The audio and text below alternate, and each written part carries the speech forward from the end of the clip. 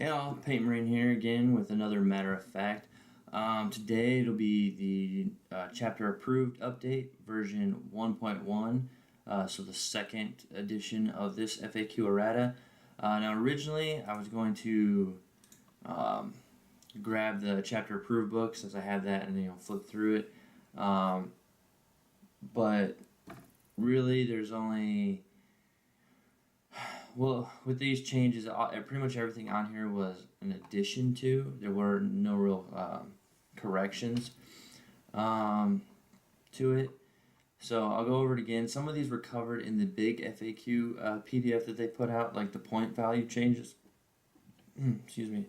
But then there's a few rules and some FAQs that are new on here that are highlighted here on the FAQ and yes, on the FAQ in magenta.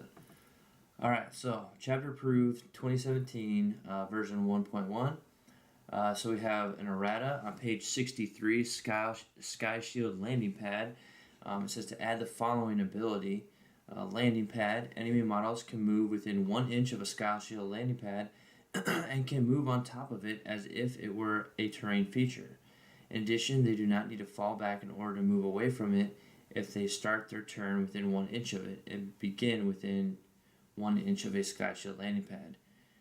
In the shooting phase, it does not prevent an enemy unit from shooting. Okay, so I'm not really sure how people may have been abusing that, like using the landing pad, which is a pretty big model, as a kind of an area denial, potentially. Saying like because it's their landing pad, you can't cross over it, essentially, or get on it because it belongs to the other player, I guess, would be my guess on that one. Alright, and then we have updated points values. It says page 116 to 119, insert the following new tables. And I'll just quick go over these again. I went over them in the big FAQ, but we'll go through this real quick. So Sly Marble and the Marble, I added an L in there, sorry. Sly Marbo, Astra Militarum named characters, 1 model per unit, 1. Points per model, including war gear, is 65. Chaos Demon units, the, was it Feculent? Narwhals, models per unit, 1 to 3. Points per model is 85, not including war gear. Craft World units, Dark Reapers, 3 to 10 models per unit, 12 points per model, not including war gear. Farseer, 1 model per unit, 110, not including war gear. Spirit Seer, 1 model per unit, and 65, not including war gear. Warlock, 1 model per unit, 55, not including war gear. And Warlock Conclave, 2 to 10 models per unit, and 45 points per model, not including war gear. Dark Angel units, Ravenwing Dark Talon, 1 model per unit, and is 180, not including war gear.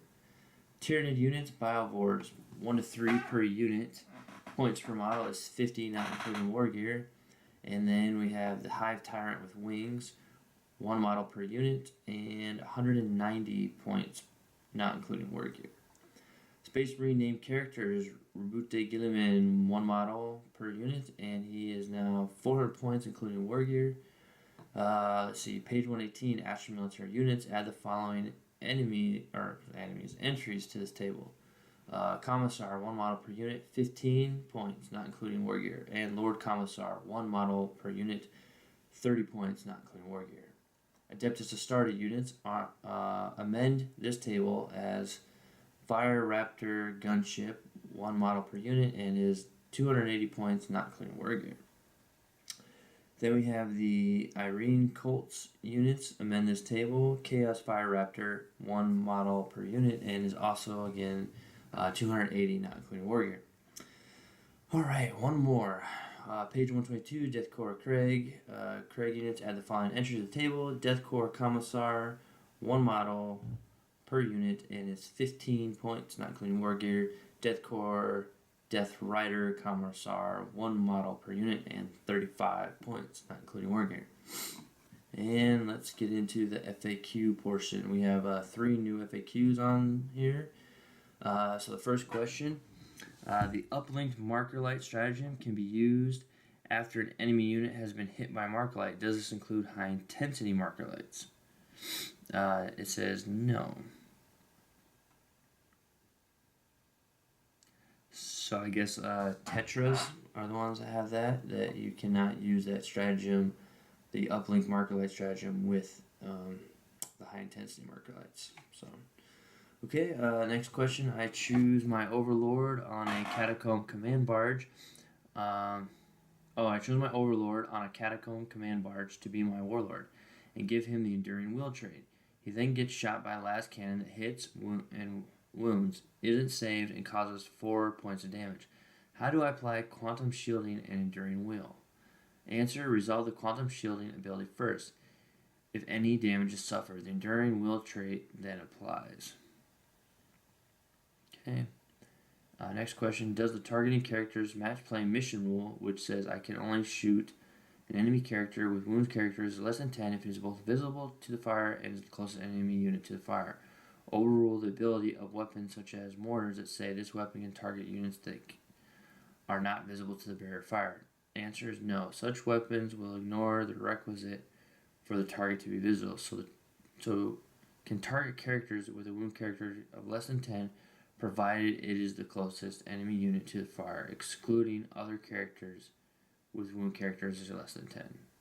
Okay, so as long as the character is the closest, but they can't see it because they have that rule, you can still target it. But of course, if there's a unit that is closer, that is not a character, you have to target that unit then.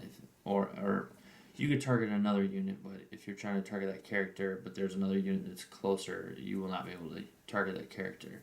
That both units, if they're not visible. So, okay, well that is it then for the chapter approved 2017 version 1.1 update, and we will see you all in the next matter of fact. Until next time.